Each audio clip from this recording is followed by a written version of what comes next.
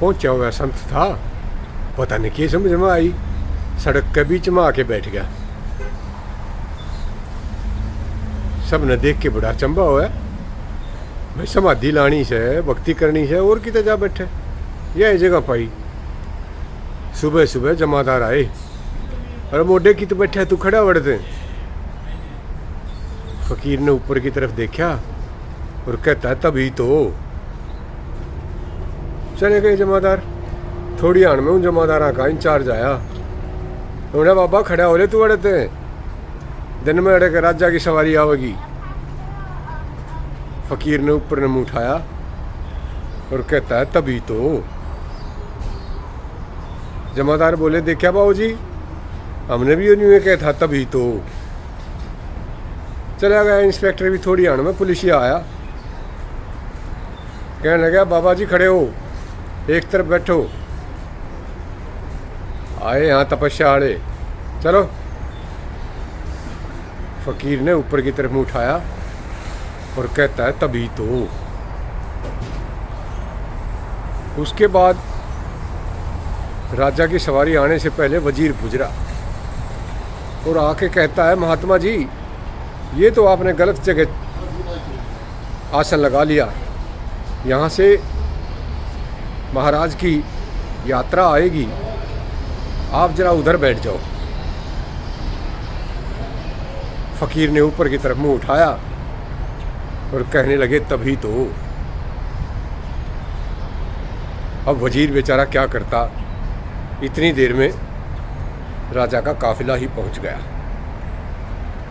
काफिले में से राजन नीचे उतरे और कहने लगे महात्मा जी नमस्कार, आज बड़ा अच्छा दिन है जो आपके दर्शन हुए। यहाँ कैसे तपस्या कर रहे हैं आप? और सुनो, रास्ता अब दूसरी तरफ से कर लो, महात्मा जी की तपस्या में कोई भंग नहीं आना चाहिए, हम दूसरे रास्ते से चलेंगे। वजीर कहने लगे मैंने भी यही बात कही थी, पर ये कहने लगे तभी तो। और सुबह पुलिस वाले ने भी ऐसा ही कहा था, मेरी समझ में नहीं आया। अब तो फकीर को बोलना ही पड़ा। कहने लगे राजन, यही तो फर्क है, जमादार के बोलने में तभी तो का मतलब था कि इसीलिए तो तुम जमादार हो। उसके बाद इनका इंचार्ज आया, उसको भी मैंने यही कहा तभी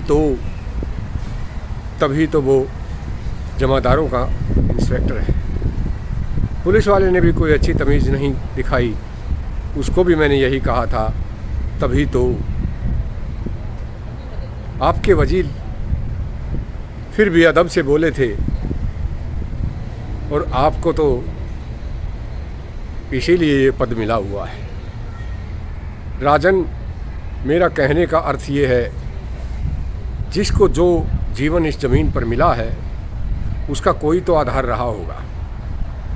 आदमी के व्यवहार से, उसके बोलचाल से उसकी स्थिति और उसके पद का पता चल जाता है। इसलिए हमें व्यवहार में बहुत अच्छा होना चाहिए, और विशेष तौर पर बोलचाल तो इतनी अच्छी होनी चाहिए। भगवान ने ज़बान दी है, ये मिठास के लिए और संबंध बनाने के लिए दी है, न कि एक दूसरे को नाराज़ करने के लिए। अब तो राजन नतमस्तक हो गए थे।